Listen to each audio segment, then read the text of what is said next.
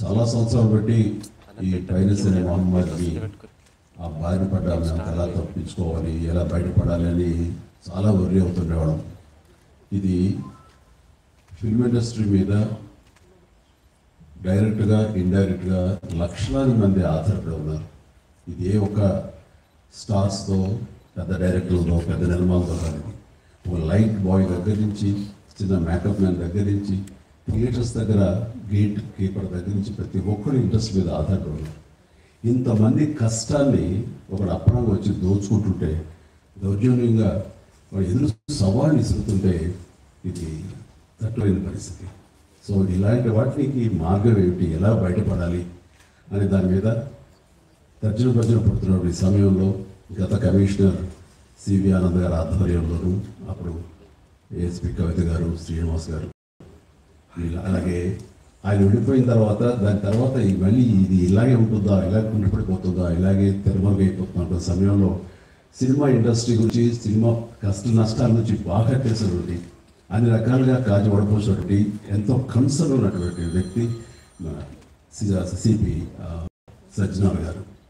ఆయన చూపించిన చొరవకి, ఆయన ప్రెసిడెంట్ ట్రయల్స్కి, మిగతా ఆఫీసర్స్ అందరూ సహకరించిన దానికి ఈ రోజున ఎవడైతే ఛాలెంజ్, ఏ పైలట్ అయితే కనుక ఛాలెంజ్ విసిరేయడో దమ్ముంటే చూసుకోవడానికి, అతన్ని ఈ రోజున పట్టుకోవడానికి వారు సహకరించారు.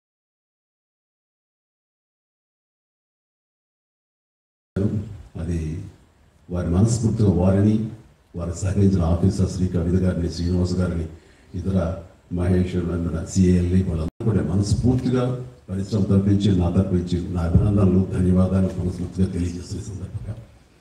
అండ్ ఆ తర్వాత ఇది ఇలాగే ఆగిపోకుండా కొనసాగే విధంగా పరిశ్రమ ఒక్కటిగా ఉంటూ, 6 సినిమా తీసాము, రిలీజ్ అయిపోయింది, దానికి మన బాధ లేదు అనుకోకుండా ప్రతి ఒక్కరు కూడా ఇది మన పరిశ్రమ, ఇక్కడ ఎంతో లబ్ధి పొందాము, దీనివల్ల మనం అభివృద్ధిలోకి వచ్చాము, దీన్ని కాపాడవలసిన బాధ్యత మన అందరికీ ఉందని ఒక సంఘటితంగా ఒక్కటై పోలీసు వారిని ఆశ్రయించి వాళ్ళ సహకారం తీసుకుంటూ, వాళ్ళకి మనం కాంప్లిమెంట్ చేస్తూ, ఇలా ఒకరొకరు సమన్వయపరుచుకుంటే కనుక ఖచ్చితంగా ఇది ఏదో రోజుకి ఇది రూట్ మాపడానికి మన ప్రయత్నం మనం చేయొచ్చు.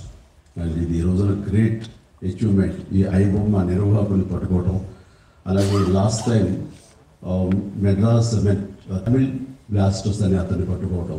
అలాగే లాస్ట్ టైం మనకి సివి ఆనంద్ గారు చెప్పిన దాని ప్రకారం ఒక 22 ఏళ్ల కుర్రవాడు, ఇంటర్మీడియట్ చదివిన కుర్రవాడు, బీహార్ నుంచి వాడు దాదాపుగా ఎన్నో వందల సినిమాలు వాడు పైరసీ చేసి ఎంతో పెద్ద నష్టం కలిగేశాడు.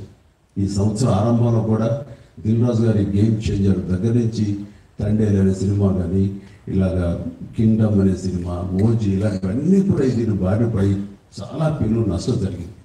రేపు పొద్దున రాజమౌళి గారు చాలా పెద్ద సినిమా తీయబోతున్నారు. ఆయన అలాంటి వ్యక్తి మూలంగా మన తెలుగు సినిమా ఖ్యాతి ఖండాంతరాలకు వెళుతుంది. అలాంటి జరుగుతున్నప్పుడు ఇది పెను సవాలుగా ఉంటుంది, పెను ముప్పుగా ఉంటుంది కూడా మనకి. సో మమ్మల్ని అర్థం చేసుకున్నారు, మా బాధను అర్థం చేసుకున్నారు. ఇవన్నీ సాధించాల్సింది ప్రభుత్వాలు, అక్కడ పోలీస్ డిపార్ట్మెంట్లు. సో వాళ్ళు చేసి చక్కగా చేసి ఎంతో సమర్థవంతంగా సహకరించి ఇది రాబట్టేందుకు మనస్ఫూర్తిగా మరొకసారి ధన్యవాదాలు తెలియజేసుకున్నాను. జై హింద్.